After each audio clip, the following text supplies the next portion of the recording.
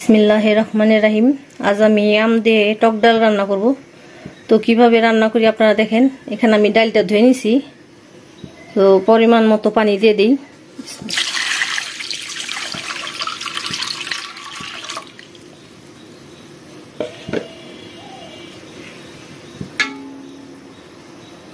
তো ডালটা বলক আসুক।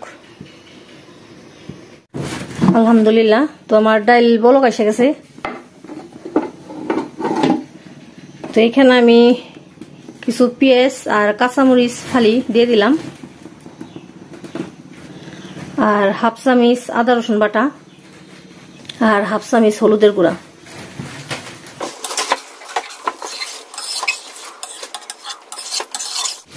এখানে আমি 1 চামচ লবণও দিয়ে দিলাম। তো ডালটা আর একটু ফুটুক। আলহামদুলিল্লাহ, তো আম দিয়ে টক ডাল রান্না করবো। তো ডালটা আমি আগেই ফুটাইছি। তো আমটা আমি কাইটে পানি দেভাবে বলক দিয়ে নিলাম, কারণ কি আমে অনেক কষ উঠে, যেহেতু আমার আম এই যে কালা পানি দেখা যাইতেছে। তো এখন আমি এই আমটা পানিটা ফালাইয়া ডালের মধ্যে দিয়ে দিব। আলহামদুলিল্লাহ, তো আমি ডাল যে এভাবে ফুটাই রাখছি আর আমটা ওই যে ফুটাই নিছি, এখন আমটা দিয়ে দিই। কারণ কি ডালের একটা মানে আমটা দিলে পরে ডালটা কালো হয়ে যায়, আর একটা আমেরও একটা গন্ধ আছে, যে কারণে আমি আগে আলাদা আমটা পানি দিয়ে ফুটাই নিছি।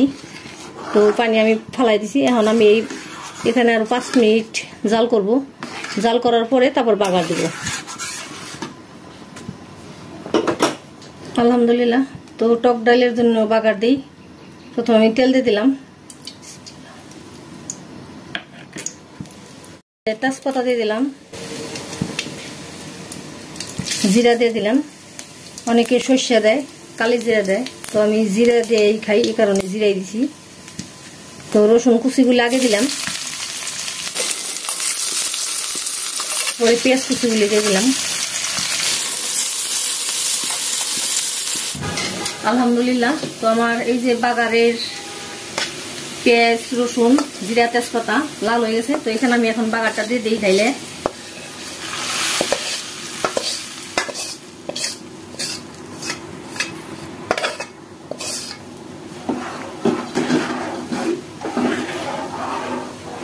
হয়ে গেল আমার আম দিয়ে টক ডাল।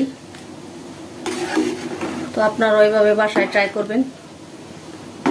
তো খুব সুস্বাদু রান্না, আপনাদের সবার সাথে শেয়ার করলাম।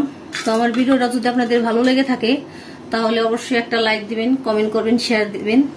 আর আমার চ্যানেলে যারা নতুন আছেন তারা অবশ্যই আমার চ্যানেলটিকে সাবস্ক্রাইব করবেন। সবাইকে অসংখ্য ধন্যবাদ। আল্লাহ হাফেজ।